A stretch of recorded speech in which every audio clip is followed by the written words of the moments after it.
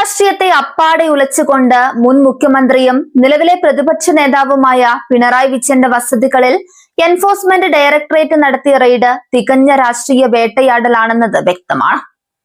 തെരഞ്ഞെടുപ്പ് തോൽവിക്ക് പിന്നാലെ CPM-നെ തകർക്കുക എന്ന ലക്ഷ്യത്തോടെ BJP-യും കോൺഗ്രസും ചേർന്നൊരുക്കിയ കൃത്യമായ ഗൂഢാലോചനയുടെ ഫലമാണിത്. മുഖ്യമന്ത്രി VD സതീശനും പ്രധാനമന്ത്രി നരേന്ദ്രമോദിയും തമ്മിൽ ദില്ലിയിൽ നടത്തിയ രഹസ്യ കൂടിക്കാഴ്ചയ്ക്ക് തൊട്ടു പിന്നാലെയാണ് ED ഈ രാഷ്ട്രീയ നാടകം കളിക്കാൻ ഇറങ്ങി തിരിച്ചത് എന്നത് അവിശുദ്ധ കൂട്ടുകെട്ടിന്റെ ആഴം വെളിപ്പെടുത്തുന്നുണ്ട്.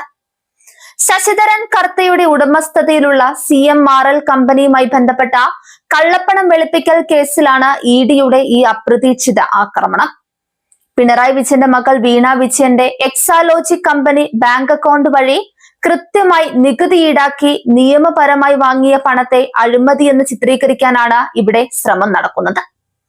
എന്നാൽ ഇതേ കേസിൽ ED പിടിച്ചെടുത്ത കർത്തയുടെ ഡയറിയിൽ പണം വാങ്ങിയതായി രേഖപ്പെടുത്തിയ മറ്റുള്ളവർക്കെതിരെ ഒരു നടപടിയുമില്ല എന്നത് EDയുടെ ഇരട്ടത്താപ്പ് തുറന്നു കാട്ടുന്നുണ്ട്. ED മൂടിവെക്കാൻ ശ്രമിക്കുന്ന കർത്തയുടെ ഡയറിയിൽ PV, RC, KK തുടങ്ങിയ ചുരുക്കെഴുത്തുകളാണുള്ളത്. PV പിണറായി വിജയനും RC രമേശ് ചെന്നിത്തലയും KK കുഞ്ഞാലിക്കുട്ടിയുമാണ്. ഇതിൽ CMRL-ൽ നിന്ന് പണം കൈപ്പറ്റിയ കാര്യം പരസ്യമായി സമ്മതിച്ചവരാണ് നിലവിലെ ആഭ്യന്തരമന്ത്രി രമേശ് ചെന്നിത്തലയും മന്ത്രിസഭയിലെ രണ്ടാമനായ PK കുഞ്ഞാലിക്കുട്ടിയും. അതേസമയം ഒരു പൈസ പോലും വാങ്ങിയില്ലെന്ന് ധീരമായി പറഞ്ഞ നേതാവാണ് പിണറായി വിജയൻ. സ്വന്തം മന്ത്രിസഭയിലെ പ്രമുഖർ കള്ളപ്പണ ഇടപാടിൽ കുടുങ്ങിക്കിടക്കുമ്പോഴാണ് VD സതീശൻ EDയെ വിട്ട് പ്രതിപക്ഷ നേതാവിനെ വേട്ടയാടുന്നത്. തന്റെ കൂട്ടാളികൾ കുടുങ്ങുമെന്ന ഭയം കൊണ്ടാണ് മലപ്പുറം പാണക്കാടെത്തിയ മുഖ്യമന്ത്രി VD സതീശൻ മാധ്യമങ്ങളുടെ ചോദ്യങ്ങൾക്ക് മുൻപിൽ ഒളിച്ചോടിയതും കടുത്ത മൗനം പാലിച്ചതും. ഡൽഹിയിൽ വെച്ചും കേരളത്തിൽ വെച്ചും മാധ്യമങ്ങൾ ആവർത്തിച്ച് ചോദിച്ചിട്ടും ED വേട്ടയെക്കുറിച്ച് ഒരക്ഷരം പോലും സതീശൻ മിണ്ടിയിട്ടില്ല. മിണ്ടാനുള്ള ധൈര്യം സതീശൻ ഉണ്ടായില്ല എന്ന് പറഞ്ഞാലും കറക്റ്റാണ്.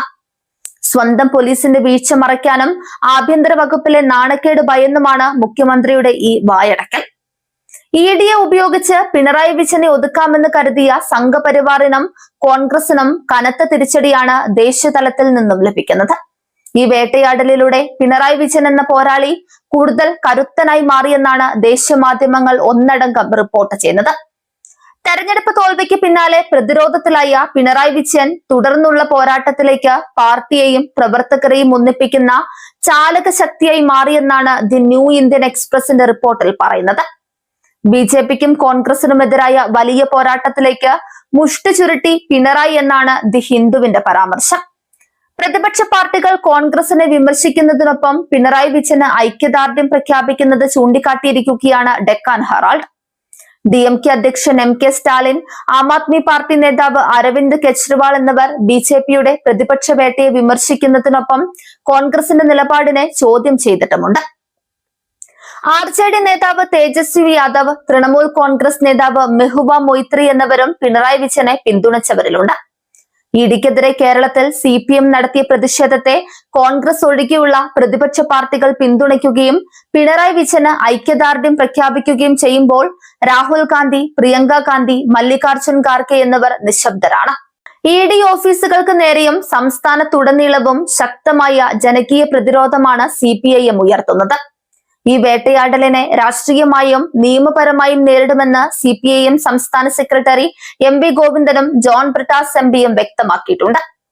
കള്ളപ്പണ ഡയറിയിലുള്ള സ്വന്തം മന്ത്രിമാരെ സംരക്ഷിക്കാൻ മുഖ്യമന്ത്രി VD സതീശൻ എത്രയൊത്തുകളിച്ചാലും ഈ BJP കോൺഗ്രസ് ED കൂട്ടുകെട്ടിനെ ജനകീയ കോടതിയിൽ വിചാരണ ചെയ്യുമെന്ന മുന്നറിയിപ്പും അവർ കൊടുക്കുന്നുണ്ട്.